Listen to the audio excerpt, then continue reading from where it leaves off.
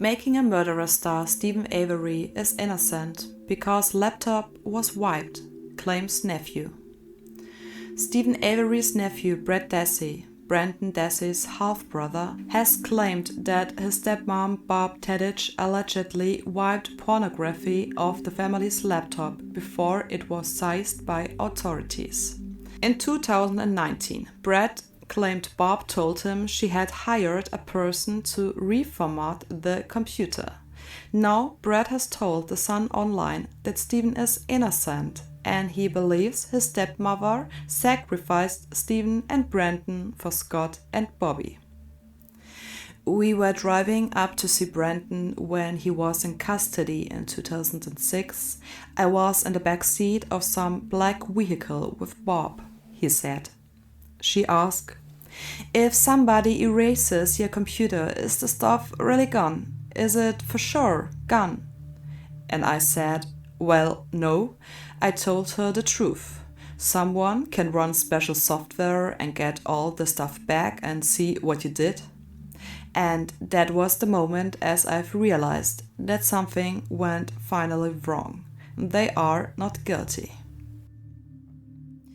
During the Making a Murderer series, it was shown that Brad Dassey fully believed his brother was guilty of killing photographer Teresa Halbach.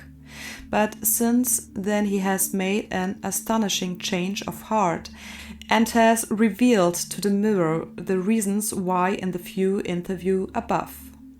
Brad appeared on US television outside Manitowoc County Circuit Court on the day of his younger brother's sentencing in 2007 after having appeared before the judge to ask for leniency.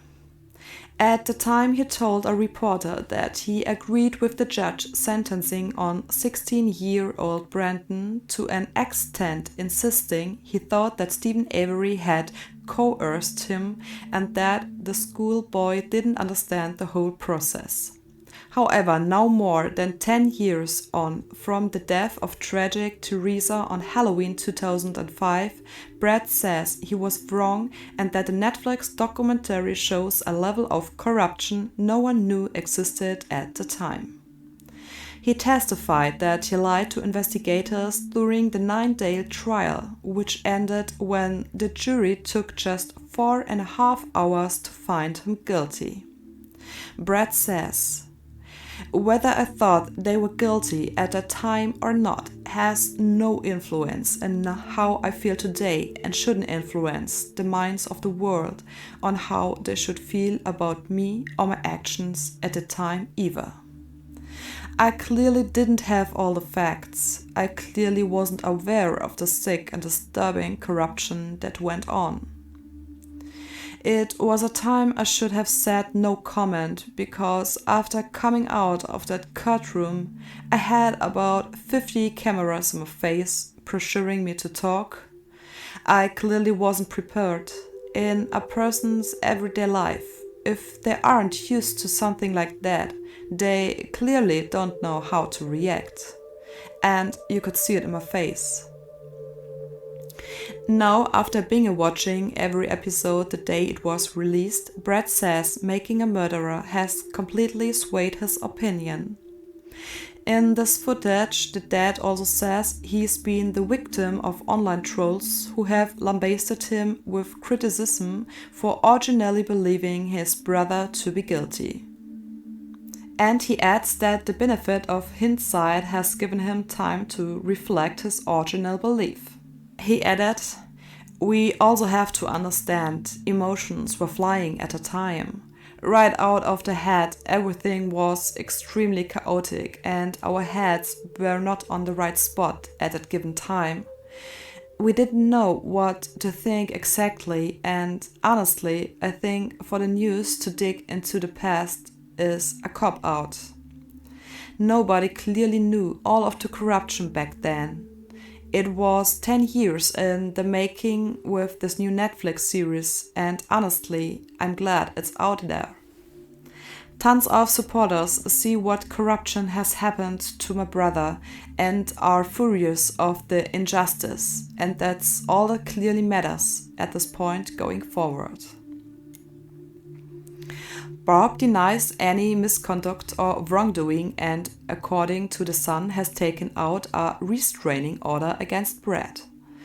I was there live on Facebook as he uploaded Barb's lawsuit so all his friends could see how alone he is fighting against his family, that he will not be silenced again and that he is now completely cut off from his family.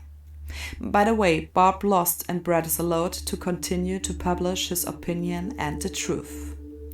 In various Facebook supporter groups, it has already been speculated that the money donated for Brandon and Stephen does not reach both of them. This triggered a huge fight between Brad and Barb and their children, so that all supporters have since been advising that they should make donations via their lovers' websites so that the money really gets to Brandon and Stephen.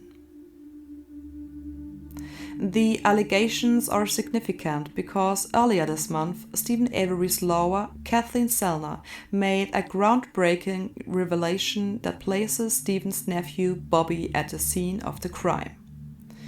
A new court filing on the 13th of April 2021 states that a delivery driver has come forward and said he saw Bobby with an unidentified bearded man in his 50s-60s pushing a car look-alike to Teresa's car onto the Avery property in the early hours of the 5th November 2005. On 14th April, Zellner tweeted, "To all the Stephen Avery supporters, thank you for all the tips on the accomplice. We should have him identified very quickly." Brad Dassey's confession is one of the biggest talking points that come out of Making a Murderer. Despite the fact that 6 judges in total have previously ruled that it was coerced, he still remains behind bars. But with no DNA evidence used to convict him back in 2007, his trial was based on the words garnered from his interrogations.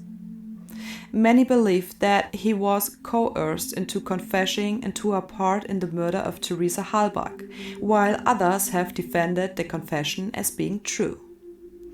There's a mistaken belief that innocent people don't tend to confess and so won't need to retract a confession, linguistic expert Dawn told Digital Spy. Yet, as many high-profile cases and lots of research studies have shown, innocent people do confess to a crime they haven't committed. I did my best for the translation, and that's all for now. Thank you for listening. I will keep you up to date if any new information is getting through to me. Goodbye, my friends.